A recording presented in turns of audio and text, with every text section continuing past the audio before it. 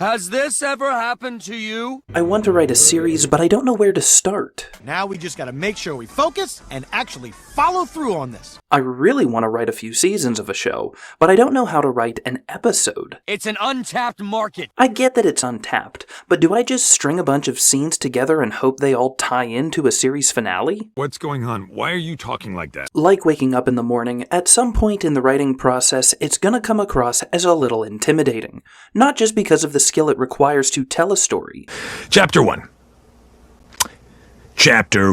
But in the volume of writing required to write a book or series. That's why today we're looking at BoJack Horseman, how it sets up a series of moving targets throughout the show that create a sense of progress and relapse within our protagonist, how these moving targets were broken up into seasons, episodes, and scenes, and how you, my existential equestrian enthusiast, can do the same in your book or manuscript. My book, written by me, is gonna kick your dick off. So sit down with a glass of Guten bourbon and let's get started.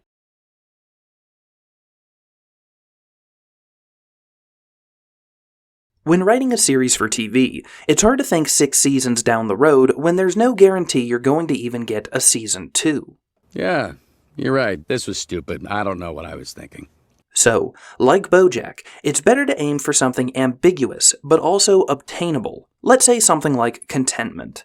Rather than a definitive end scene where your hero finally arrives at their dream destination with an Oscar, girlfriend, and a golden sticker from God. Looking at BoJack as a character, we understand that blissful happiness might not be a realistic goal for our hero. Nothing on the outside, nothing on the inside. But comfort in his own skin and purpose beyond himself is something he might be able to achieve. This is a great place for writers to aim for because, no matter the story's events, its main character will always have an internal need, something about themselves or within themselves that needs fixed before the series ends. As storytellers, we might not know exactly what acquiring this need will look like 77 episodes away. Hell, we might not even know approximately how we're going to get there. But if we know that's our North Star, that contentment, purpose beyond oneself, or even just the capacity to be a good friend is the goal, then we also know that our job as writers is to keep our hero from getting these goals for as long as possible.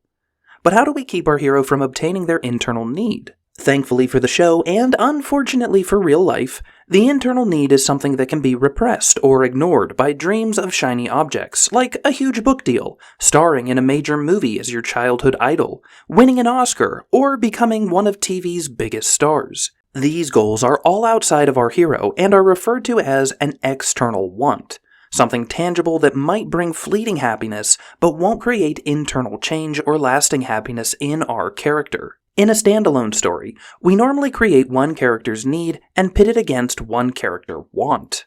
Do you want to be the star of a best-selling book, or do you need to accept that you are not your past mistakes and can change?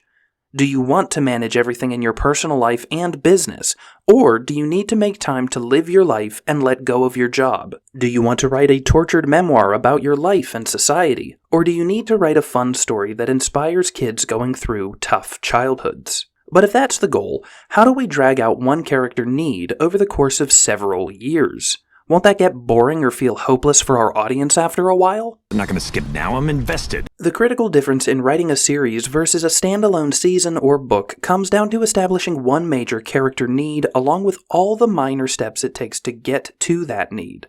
In the case of BoJack, this would come down to accepting that he's not a good person, loving Hollyhock, his half-sister, sobriety, accepting responsibility for his life, and so on.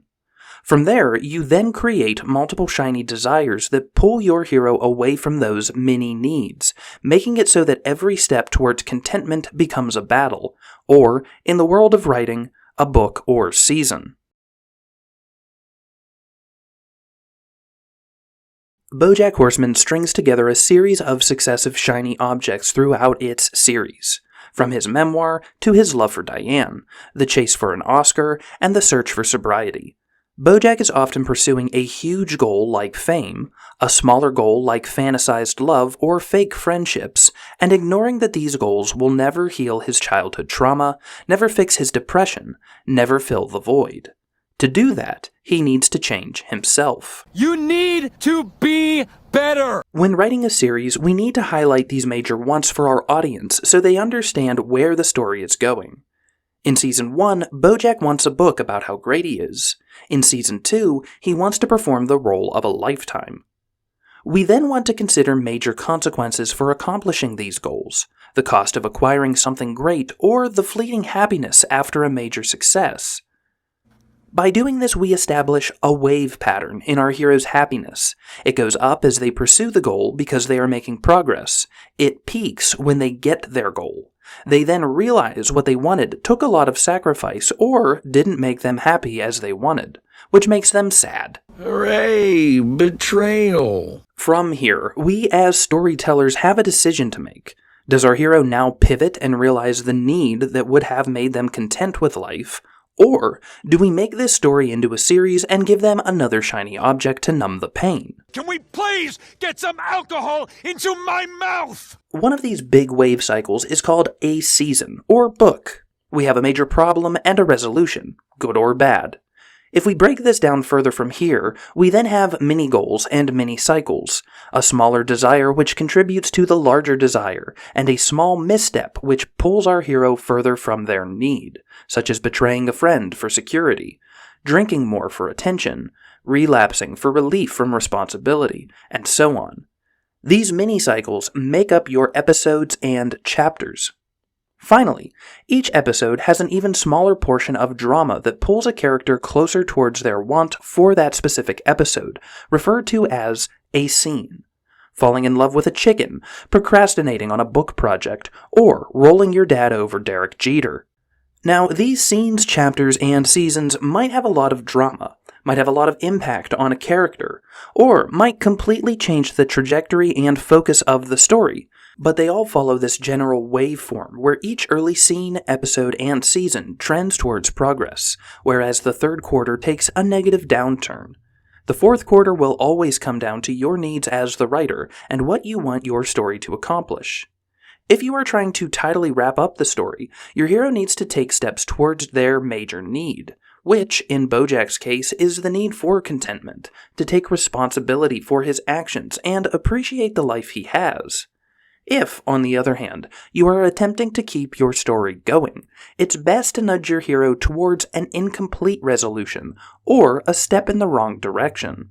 Accepting that he is not a good person, relapsing into drugs and self-loathing, or simply refusing to acknowledge his life is pretty good overall. I'm the one who has suffered the most because of the actions of BoJack Horseman. For you aspiring writers, let's look at Season 1, comparing it to the series as a whole, and how scenes feed into episodes, episodes feed into the season, and how that season serves the character change from narcissist with a flamethrower to introspective horse on a rooftop. In Season 1, BoJack's want is to write his book and be loved by the public again, but his need is to actually be loved by someone who knows him intimately. As a writer, that means we want the books to be written, published, and loved by everyone around the 3/4 mark. Scenes and episodes leading up to this point are geared towards struggling to write the book himself, not liking his ghostwriter, getting to know his ghostwriter, and shedding some light on BoJack's actual need, which is to realize he is not perfect, and that his past was very dark and unpleasant, but that doesn't excuse his current behavior. Not understanding that you're a horrible person doesn't make you less of a horrible person. If the show were only one season, once we have shown the audience BoJack's troubled past, the book would get published. BoJack would realize the love and affection of the general public is hollow. He'd realize his love for Diane, and then spend the next 25% of the story proving to her that he could change and that he wasn't that bad person that she wrote about in One Trick Pony. Tell me, please, Diane, tell me that I'm good. But since the show has 5 more seasons to write, BoJack is confused as to why he is unhappy following the book's success, why Diane, the only person that truly knows him, doesn't love him, and, by the first season's ending, BoJack questions if everything he has believed about himself, that he is a good person loved by everyone, is a lie. While the end of the first season is sad, it is hopeful, showing that BoJack realizes he has flaws, but that those flaws make him relatable, and that while he is alone, it doesn't mean he can't inspire other people. This is by no means contentment with his place in the world, and it doesn't give us concrete evidence that he will always rise above these flaws. But it is one small step in the long journey of change, a small moment where the audience can see that their hero might not be a lost cause if he just keeps taking a few more scenes forward than back. So then what can we take away from BoJack's endless cycle of chasing shiny objects? Writing a series isn't about perfectly mapping 6 seasons in advance. It's about building momentum with wants, delaying the fulfillment of needs, and giving your character just enough progress and just enough relapse to keep your audience hooked as well as take our characters through the phases of change. If you're working on your own story, don't let the sheer scope intimidate you. Start small. Think in scenes that build episodes, episodes that build seasons, and seasons that slowly move your hero toward or away from their need. If you want some help structuring your own episodes, arcs, or entire book, I've put together a set of writing worksheets that will help you through the process of scene writing and story structure for writing your first story. You can grab those in the link below or check out my book on Amazon. And if you enjoyed this breakdown, make sure to like, subscribe, and share this with another writer who's stuck staring at the blank page. Until next time, keep writing the best stories possible. Even though it's really easy to write a book, it's still an accomplishment to be proud of.